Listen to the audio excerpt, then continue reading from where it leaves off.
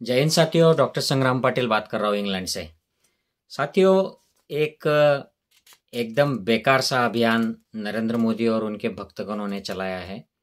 मैं भी मोदी का परिवार, समथिंग लाइक दिस। और एक वेस्ट बंगाल से एक न्यूज़ आई है कि वहाँ पे एक जो हाई कोर्ट के बहुत सीनियर जज थे, अभिजीत गंगोपाध्याय, इन्होंने हाल ही में रिज़ाइन किया है अपने जज के पद से। और इन्होंने रिज़ाइन करते ही, जैसे उनका रेजिग्नेशन एक्सेप्ट भी नहीं हुआ था, उसके पहले ही डिक्लेयर किया कि वो राजनीति में ज्वाइन कर रहे हैं। और राजनीति में भी वो भी भाजपा में वो जा रहे हैं। और ये भी उन्होंने जाहिर कर दिया कि वो भाजपा के संपर्क में थे। जब वो जज का काम कर रहे थे तो उसी समय से भाजपा के लोगों ने उनको अप्रोच किया था और वो भी उनके संपर्क में थे। और यही अभिजीत गंगोपाध्याय है जिन्होंने कई सारे मामलों में ममता दीदी के सरकार को वहाँ पर बहुत तंग किया है। वहाँ पे शिक्षकों की जो एम्प्लॉयमेंट होती है, पोस्टिंग्स होती है, उसमें उन्होंने ममता दीदी को तंग किया। और काफ़ी सारे जो केसेस है जो राज्य सरकार से सेंट्रल को दी जाती है, ईडी, सीबीआई, इनकम टैक्स, ऐसे मामलों में तो काफ़ी सारे केसेस इनकी छीन कर उन्होंने केंद्र के हवाले कर दी। तो ये बड़े एक ऐसे जज हुए जिनके बारे में एक सवाल खड़ा हो गया कि ये ममता के पीछे क्यों लग गए थे। और जैसे उन्होंने रेजिग्नेशन दिया, उन्होंने क्लियर कर दिया कि मैं बीजेपी के संपर्क में था और मैं बीजेपी में जा रहा हूँ और मैं इलेक्शन में लड़ रहा हूँ। तो मेरे मन में ये दो चीज़ें जोड़ने की बड़ी इच्छा हो गई कि नरेंद्र मोदी के जो भी फॉलोअर्स है, जो भी भक्त लोग हैं, ये अपने प्रोफाइल में रख रहे हैं कि मैं भी मोदी का परिवार। और ये न्यायाधीश जो है ये भाजपा के लिए अभी उन्होंने बची हुई जो अपनी ज़िंदगी है वो भाजपा में राजनीति करेंगे। और उसके पहले ही न्यायाधीश होते समय भी वो भाजपा के संपर्क में थे और वो अपोनेंट को तकलीफ दे रहे थे, ऐसा उनका इतिहास रहा है। मैं ये दावे के साथ नहीं कह सकता हूँ कि उन्होंने ये सारी पार्शलिटी करके ही ममता दीदी के साथ इस तरीके की टॉर्चर किया। लेकिन ये ऐसा प्रतीत हो रहा है। और काफ़ी सारे जो वेस्ट बंगाल के जो पत्रकार है, लोग हैं, ये भी वही बोल रहे हैं। आप सोशल मीडिया उठाकर देख लीजिए। तो इसी के चलते मैं और कुछ उदाहरण सोच रहा था कि क्या ऐसे न्यायाधीश, न्याय व्यवस्था के बड़े बड़े लोग भी मोदी के परिवार के लोग हैं, भाजपा के परिवार के लोग हैं? क्या ये भाजपा को फेवर करते हैं? क्या उनके संपर्क में है? क्योंकि अभिजीत गंगोपाध्याय ने तो ये प्रूव कर दिया। और हमारे महाराष्ट्र में एक मसला हो गया था जब शिवसेना तोड़कर उसके जो विधायक है वो गुवाहाटी भाग गए थे। तो उनमें के एक दो विधायकों ने, जो मंत्री लेवल के लोग थे, उन्होंने ये कुछ लोगों को यहाँ पर महाराष्ट्र में बोला था कि ये जो केस है ये कोर्ट में जाएगा और इलेक्शन आने तक सुप्रीम कोर्ट भी इसमें कोई हस्तक्षेप नहीं करेगा, कोई इसका रिजल्ट नहीं देगा और ये मामला ऐसे ही अफरा-तफर हो जाएगा। तो ये बात जिनको बोली थी डॉक्टर श्याम मानव, इन्होंने ये बात जाहिर कर दी अपनी सोशल मीडिया पर कि उनके एक किसी दोस्त मंत्री ने इस तरीके की बात उनके साथ की थी। तो ये इससे जाहिर होता है कि शिंदे जो भाग गए थे शिवसेना को तोड़कर और उनको भाजपा ने भगाया था, ये बाद में अब क्लियर हो गया है। और ये लोग जाहिर बोल रहे हैं कि कोर्ट का रिजल्ट नहीं आने वाला है जब तक इलेक्शन नहीं हो जाते हैं।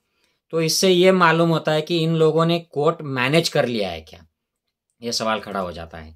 तो कोर्ट में कुछ ऐसे लोग हैं जो मोदी के परिवार के लोग हैं, जो भाजपा के परिवार के लोग हैं और ये भाजपा को फेवर करे इस तरीके की कुछ चीज़ें करते हैं क्या, ये सवाल खड़ा हो जाता है।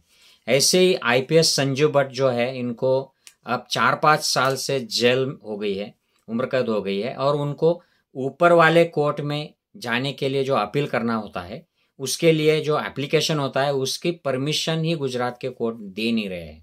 ये उनका संविधानिक हक है, लेकिन उनको 4-5 साल हो गए जेल में सड़ाया जा रहा है और उनको सुप्रीम कोर्ट में अपील करने की परमिशन ही नहीं मिल रही है। और सुप्रीम कोर्ट भी इन्होंने जो अपील दाखिल की है उसको अनदेखी कर रहा है, उसको रिजेक्ट कर रहा है। और एक मामले में तो सुप्रीम कोर्ट ने उनको ही दंडित कर दिया, उनको शायद 3 लाख रुपए या कुछ तो ऐसे जुर्माना लगा दिया संजू भट्ट के पार्टी को। ऐसे ही और भी कुछ मसले हैं जहां पर हम देख सकते हैं कि ऐसे कुछ मामले आ रहे हैं जिसमें अदानी को फेवर किया जा रहा है, ऐसे मीडिया में आ रहा है, मोदी जी को फेवर किया जा रहा है, उनको सहूलियत दी जा रही है। अब देखिए कोई भी मसला हो जाता है जहाँ पर मोदी जी अपील कर देते हैं कि मुझे ये सीबीआई का जो चीफ है उसको थोड़ा एक्सटेंशन दे दो। अब ये एसबीआई ने अपील कर दिया है कि जो इलेक्ट्रल बॉन्ड की जो लिस्ट है उसको पब्लिश करने में हमको 30 जून तक एक्सटेंशन दे दो, जिससे वो इलेक्शन निकल जाएगा। तो अब देखते हैं कि सुप्रीम कोर्ट ये इससे एग्री करता है या नहीं करता है, क्योंकि उनकी तो जो 2 हफ्ते की जो उनको मोहलत दी थी एसबीआई को वो निकल गई है 6 तारीख को। अब देखना यह होगा कि सुप्रीम कोर्ट एक्चुअल में इस पर सख्त रुख अपनाता है या उनको मोहलत दे देता है। तो उससे ये जाहिर हो जाएगा कि ये मोदी जी को अपने जो डोनर्स है, इंडस्ट्रियलिस्ट फ्रेंड्स है जिन्होंने पैसा दिया है बीजेपी को, उनके नाम छिपाने में इसमें सुविधा हो जाएगी।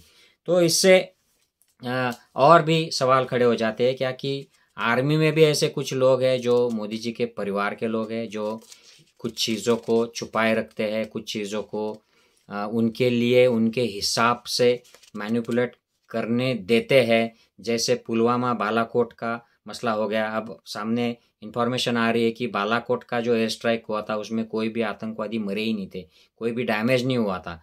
लेकिन हमें तो ये बताया गया मीडिया के ज़रिए कि 300 अतिरेकी मर गए और उनके जो अड्डे हैं वो उद्ध्वस्त हो गए। और ये मुद्दा उठाकर मोदी जी ने शहीदों की शहादत पर वोट मांग लिया 2019 में, और वो उससे भारी मत से जीत भी गए। तो क्या ये आर्मी ने सब कुछ होने दिया? क्या आर्मी में भी मोदी के परिवार वाले लोग हैं जो उनको इस तरीके की इलीगल तरीके से मदद करते हैं?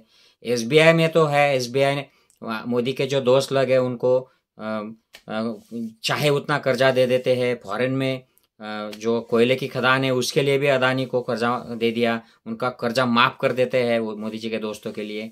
तो बैंकिंग सेक्टर में भी मोदी जी के परिवार वाले हैं। ईडी सीबीआई इनकम टैक्स तो मोदी का परिवार ही जैसे ही हो गया है। भाजपा के जो नेता लोग हैं भक्तगण वो उनके परिवार है। तो ऐसे सवाल खड़े हो जाते हैं। गोदी मीडिया तो मोदी का परिवार है, सारे उनके चेले चपेटे हैं जो उनको दिन रात उनकी प्रेस करते रहते हैं, उनको कोई भी सवाल नहीं किया जाता। अगर सवाल भी किया जाता है तो आप आम कैसे खाते हो, चूस कर खाते हो या काट कर खाते हो, मोदी जी आप थकते क्यों नहीं हो? इस तरीके की बचकाने जो हरकतें हैं ये ऐसे मीडिया वाले उनके परिवार वाले करते हैं। तो ये गंभीर बात है साथियों कि अगर न्याय व्यवस्था में भी अगर ऐसे मोदी के परिवार वाले होंगे जो फेवर करते हैं किसी पॉलिटिकल पार्टी को और दूसरे पॉलिटिकल पार्टी को तकलीफ हो, उनके कारोबार चलाने में, उनके दिनचर्या दिन का जो कारोबार है वो चलाने में तकलीफ हो, और वो पब्लिक में उनका जो परसेप्शन है वो ख़राब हो, उनकी इमेज ख़राब हो, इस तरीके की अगर हरकत न्याय व्यवस्था के कुछ लोग कर रहे हो, जैसे अब बात सामने आ रही है मीडिया स्पेशली सोशल मीडिया में जो पैनलिस्ट लोग बोल रहे हैं उनकी बातों से ये सामने आ रहा है कि ये अभिजीत गंगोपाध्याय, इन्होंने ममता दीदी के सरकार को काफ़ी तकलीफ दी थी। काफ़ी जो डिसीजंस थे इनके ये ममता दीदी के सरकार के खिलाफ थे और ये केंद्र के फेवर में थे। तो इस तरीके की अगर बात हो रही है तो ये बहुत सीरियस बात है। और ये जो परिवार है मोदी जी का, ये देश के लिए नहीं काम कर रहा है, ये मोदी के लिए काम कर रहा है। ये संविधान के लिए या कानून के लिए नहीं काम कर रहा है, सिर्फ मोदी को सत्ता में बनाए रखने के लिए, उनको खुश करने के लिए, उनके भक्तजन जैसा काम कर रहा है, ऐसा मेरा मानना है। जय हिंद साथियों।